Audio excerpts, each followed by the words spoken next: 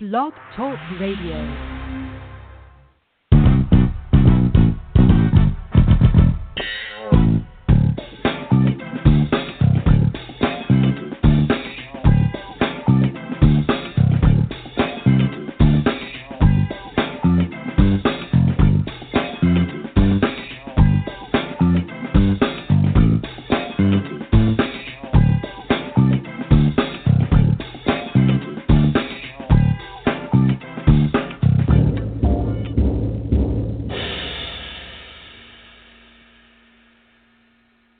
Today is Monday, September 24th, 2018, and this is Foxology.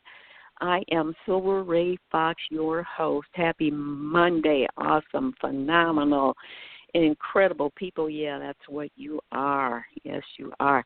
And I hope it's a great day in your neighborhood. And if for some reason it's not, well, there is still time for you to go looking for something great, something that can add a little something to your day that can make it pop and sparkle and shine. You know what? Sometimes we can depend on others too much to make our day some kind of way. And it certainly is a good thing when someone does something that, highlights the day. But if that doesn't happen, if it doesn't go like that, don't wait for it. Find some fun stuff on your own. Find something inspiring on your own. Find something that can lift you or take you to a higher level on your own. Listen to some experts about some good stuff and find some funny stuff. That's one of my favorite things to do to keep me in a good place. And something else I do is read something daily, spiritually, to grow from. And that the reason I say all of this, I know if you've listened to me at all, you've heard it said before, but you can stay stuck in an attitude all too easy if you don't do something to take yourself to a new or more exciting level, a place of greatness. So consider making today a great day or an even greater day by doing something that will make the rest of your day the best of your day. You like the way that sounds? Sounds like a plan to me. At least I hope so for you, too. There's a real thing, a dilemma that many people face when trying to break through to greatness or greater things in their lives. Trying to get through some of those obstacles within their day can be really challenging. And you know what that is? It's something that many of us have known or do know, and it's fear. And it can be overwhelming to deal with, making every day a cases. My guest today is a contributor to a book, Dear Fear, 18 Powerful Lessons on Living on the Outside of Fear.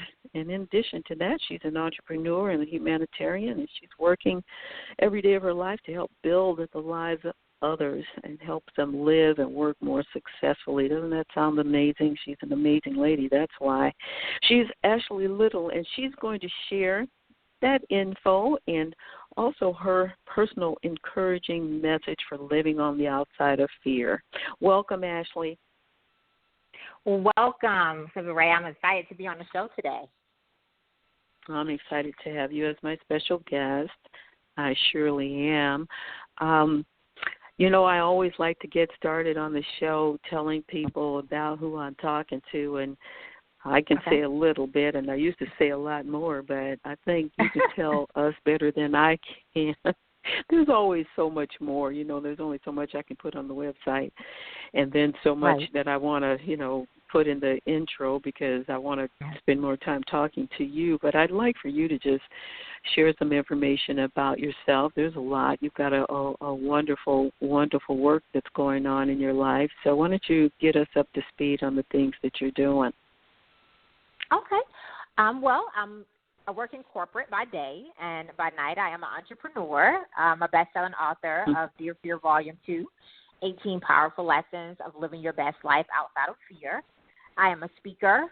I am a Forex business owner where I help people achieve financial freedom through trading the foreign exchange currencies, as well as a Woman Speak Circle leader where I have weekly circles here in Nashville every month, and I help women overcome their fears of public speaking.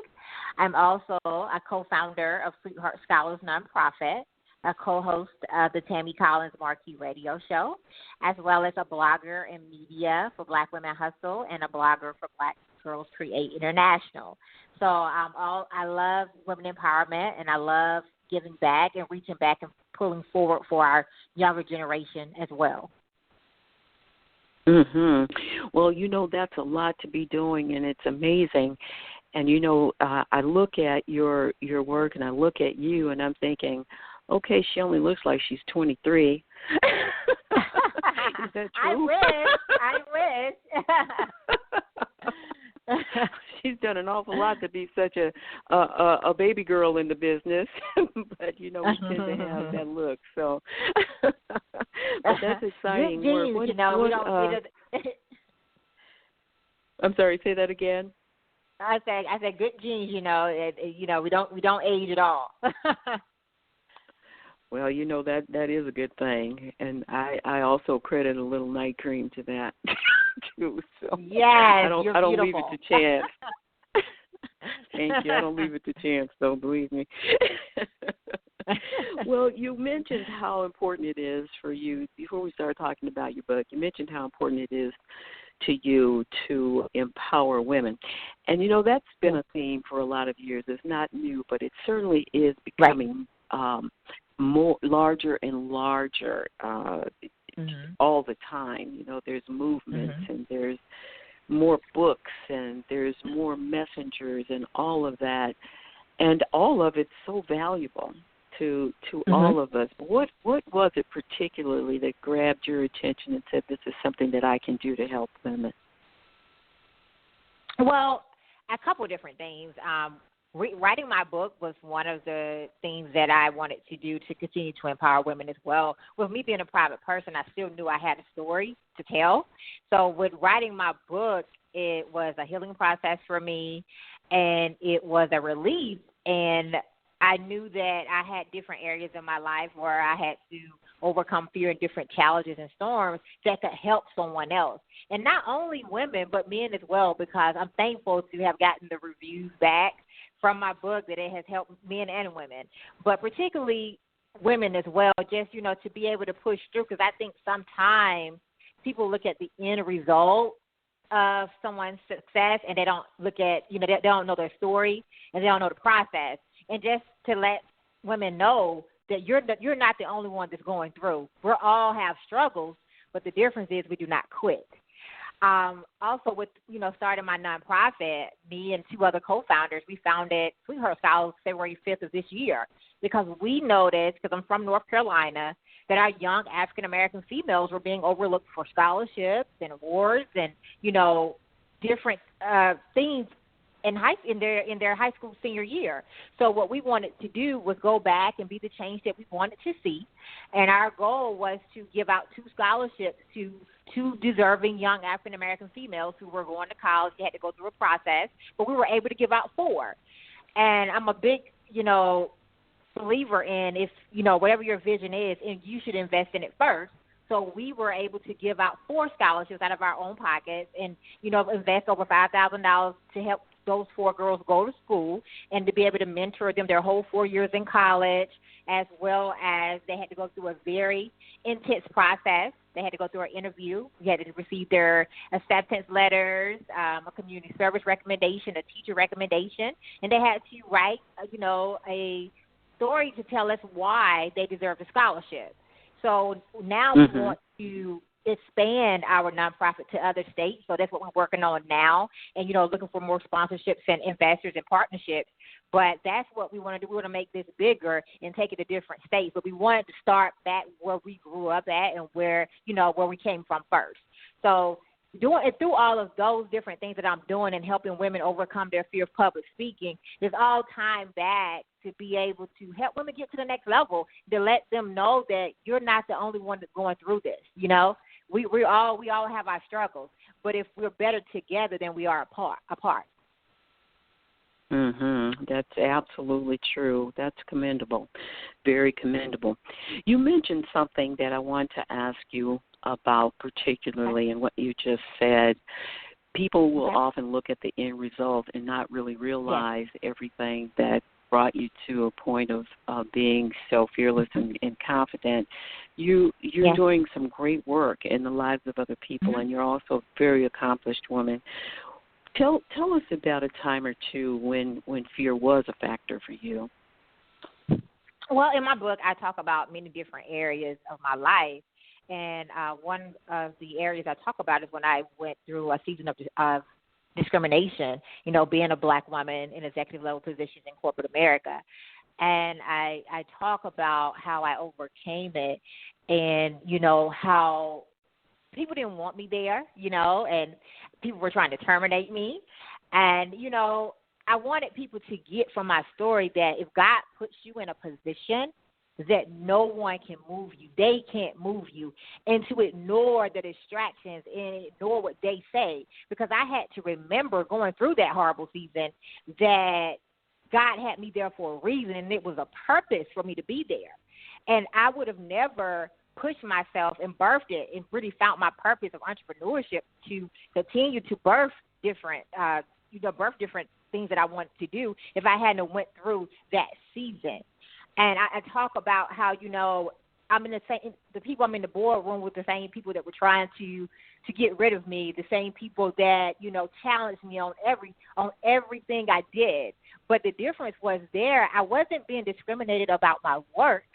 I was being discriminated against because of my skin. And what I wanted women to know that maybe going through it or have went through it, to not quit, that there's a purpose at the end of the tunnel for that, and it's a test. And to, speak with your actions. And that's what no one can take from you. They can't take your results. They can't take your work. They don't have to like you, but they have to respect you. So I talk about that in my book, and I talk about, I had a fear of death, and I went through some very traumatic moments in my life when I lost my grandfather. My father was battling cancer, and, I didn't know what was going on. I was in a different state, and I couldn't be there with my father like I wanted to, but it really grew my faith because I haven't always had the best relationship with God. It always could have been better, but those different storms brought me closer to God, and I had to realize that those storms were not for me. They were for someone else. So I talk about that, my fear of death, and, reaching out to women, letting them know that God is not going to support you. I talk about friendships and how as you elevate, sometimes, it requires separation, and you're going to get resistance, and some people can't go to that next level with you, and that's okay, and to remember to encourage yourself. So I talk about that, and I talk about relationships, overcoming some toxic relationships as well, knowing when to walk away. So during those different moments in my life, I talk about many different areas, and I'm so thankful that everyone that's read it so far has really enjoyed it, and they were very excited about how transparent I was. And I did not realize there were so many women that were going through discrimination right now in corporate America, or that were going through, some of the same things that I talk about in my story. Because my story is called Dear Fear, You Can't Have My Power. And it's for the woman that gets up every day and puts on her clothes, and she smiles and she's excited, but she's hurting inside. That strong person that's always there for everyone else, but we hurt too. So that's what my story is for. My story is, that's the audience I'm talking to. And I'm so excited that, women were very, they enjoyed it, as well as men. They could see themselves in my story as well. Mm-hmm. Let me ask you a question, because I heard a lot of things in what you just said, because I'm pretty astute at listening. I want to know something a little bit deeper. Okay. The things that you just talked about are challenges, and they were great challenges for you. Mm-hmm. Your emphasis is fear. Now, what I heard you say, and I loved it, you overcame everything. And a lot of emotions are involved in all of that. Yes. But when a person is listening beyond you and I and understanding maybe at another level, there are many who don't. Right. So when you talk about the fear aspect, let's just go back to the corporate situation. Okay. You talked about some of the emotions and the challenges. But I want to hear what you were experiencing on the inside of in your heart and in your emotions in your head that made you feel fear, the fear that we're talking about. Were you fearful I'm going to lose my job because of something? I'm feeling fearful of meeting with this person. Tell us about the fear part of it. Where did the fear come in? I can see the discomfort. I see the challenge. I see the maybe anger and a lot of other things. But I want you to talk to the particular aspect of fear that you felt. And I'm asking Ashley because other people can relate to that. Yes. The fear that I felt, you get an opportunity, because I got an opportunity and I moved because my job has taken me so many different places that I had to move to Kentucky. That's where it happened. And to not be welcomed on your first day, I felt that I wasn't good enough. I felt rejected. I felt sad. I had moments of sadness and doubt. Do I need to be here? Did I make the right decision? So I felt so many different emotions at that time. And I'm not going to say that some days I didn't want to give up, because some days I did. And I didn't. I would have gave up if I wouldn't have had the relationship I've had with God. And that's really what kept me, because those were some very hard days. I had days that I really didn't want to go in sometimes, because I'm like, okay, I know I'm doing well. I know I'm getting the results, but it's still not good enough. And and that's when I do, this is bigger than me. This is bigger than me, and I have to realize that I'm here for a purpose. And I had to really, realize as well that, God put me here. So if I put you here, they can't move you. So going through those different emotions were some very hard days, but I had to look at the bigger picture. But I have had so many thoughts of doubt and rejections and walking away and wanting to quit, because I didn't feel like I was welcome, which I wasn't, and I didn't really understand why. It was very uncomfortable, but I had to learn in that season that it's okay to be uncomfortable, Ashley, because it's for your growth. It's for your growth. So I had to look at that bigger picture, because no one likes to be uncomfortable, but it's good for us. It's necessary. Very good. I guess another thing that I was looking for, and then I'm going to ask your last question, because I think that's probably going to take us pretty much toward the end. Sometimes when we're faced in circumstances like that particular one, let's just stick with that, where you were in a corporate environment and everything was going crazy. We can fear the future. What if I lose this job? Right. Those are the kinds of things that I'm asking you about, because I want people who hear you to understand what happens and what they feel, and it's pretty normal, even though it's abnormal stuff going on, to experience that, but they will overcome it. That's why I was asking you more specifically to address how you were feeling about what kind of fear were you experiencing in that. Were you fearing your future? Were you fearing if I lose this income? Those kinds of things. And I'm sure you just didn't mention it. Yes, I was. Yeah, there were so many different emotions at that time, and that's why I'm glad I wrote about it, because it was a healing process. But yes, I did fear my future. Okay, if I don't do well here, is it going to stop me from getting to my next level? Because I'm so goal driven. And Ashley, how are you going to handle it? Are you going to react, or are you going to handle this through your results? So it was so many different emotions I was going through. And yes, I feared, my income too. If something happens, if they fire me, what am I going to do? Which is why, during that time that pushed me out of entrepreneurship as well. That's why I say now I want to retire myself from corporate world early. This is why, because the job is not promised. I learned that too. So those were the different things that I feared, that, I had to really have a self-reflection with myself and say, okay, Ashley, you give the results, let your results speak for you. Let your results speak for you. And that's what I would tell anyone. No matter what comes your way, let your results speak for you. You don't have to fight those battles. Let your results speak for you. Let God work it out. But yes, I did. I feared my future. I feared my income. I had the same people that were my that I reported to were the same people that didn't want me there. So it was very a great season for me because it helped me, but it was very uncomfortable. Very uncomfortable. Right. Right.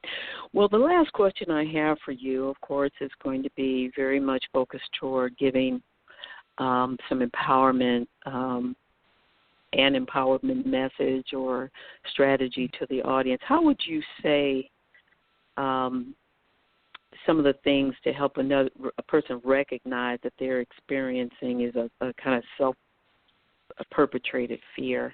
Because sometimes we do that. It can be real. I mean, those things that you just mentioned, certainly you overcame them, and you did it very well, very skillfully.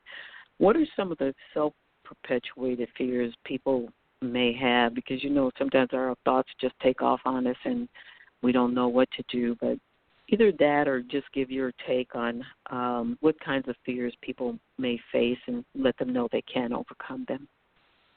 Yes. One of the biggest one is the fear of failure. No one wants to fail, but failure is good for us. Just understanding that when you fail, just get back up and learn from it and do it better the next time. Because I don't know one successful person that has not failed, and I think that's where a lot of people are scared to step out on their dreams because they're scared about failing, as well as worrying about what other people think or what they're going to say. I think that stops a lot of people from pursuing their dreams and stepping out and doing it anyway because they're worried about what people are going to say. And what I've learned on my journey is that don't worry, what they say doesn't matter. It's none of our business what they say or what they think. Just do it and do it anyway because your journey is different than the next person. Also, another fear that I know is a fact is fear of public speaking. A lot of us are scared of public speaking. Just do it. The more practice you have, the better off you're going to be. And just understand that it doesn't have to be perfect. Just do it. And what I also would like to leave with the audience is to not be afraid to be uncomfortable. Do it scared. Do it anyway, and just jump. We don't know until we do it. Whether we fail or if we succeed, at least we did it. Mhm. Mhm. And it's a couple of things you said are just so important to touch on, and one of them being what other people say. And it's just amazing how we'll put so much credence on what people say to us about what we're doing when they're absolutely not investing. They're not even a valued voice. It's just somebody's opinion or thought about it, and it might even be somebody just passing through. But we'll hang all of what we thought we were going to do on what that person said to us about what we're going to achieve. And it's just something that we have to really convince ourselves that needs to be ignored. It just so doesn't matter, in the scheme of things. And when we can do that, you're halfway there to getting where you would like to be. So, excuse me, that's definitely a key thing. And the other thing is what you said about failure. It came to my mind how I've heard some very extremely high-profile entrepreneurs say that they want people who have failed even more than once because then they understand so much more about what it means to succeed. And they've learned a lot. They know that any of us learn so much from failing, much more than you do when you're successing all the time. They're valuable lessons that you just cannot learn any other way until you fail, fall on your face, or find yourself crawling to try to get to the next place that you want to go. So that was awesome. Listen, I want people to know all the places you are on social media, so I want you to mention all of that. And you need to send me the links to all of those other things that you mentioned because I didn't find it where I thought I would. So if you could send me all those links when we are done with the conversation, I want to put them on the radio show page. So tell people about all of the places where they can reach you or the most important ones you'd like them to and where they can get your book. Awesome. Well, you all can reach me. You can follow me on Facebook at Ashley Little. I'm on Instagram at _Ashley A. Little. You also can email me at aalittle08@gmail.com. It's two places you can get my book. You can go on Amazon and get it, or you can purchase a signed copy from me. I send all of my supporters a signed copy of my book, as well as my website will be up soon, so that's coming soon. And those are all the places that we can connect. Well, that sounds absolutely awesome. I'm glad that we had a chance to talk and that I had a chance to share you with the audience today. Is there any final thought that you'd like to share before we go on with our day? Well, the final thought I would say to the audience is we have storms that come, but our storms come to develop us into the people that we are today. So embrace the process, embrace the storm, and enjoy the journey and the process. That's good advice, Ashley. Thank you so much again for being my special guest today. I enjoyed talking with you. Yes, thank you. Okay. All right. You stay blessed. Talk to you soon. Be sure to send me those links, okay? Okay, will do. Thank you. And I want to thank all of you as well for tuning in today. I love bringing you these shows that I know that will have empowering messages for you. I tell you, it just gets me all excited to be able to do that. I'm going to look forward to talking to you next time.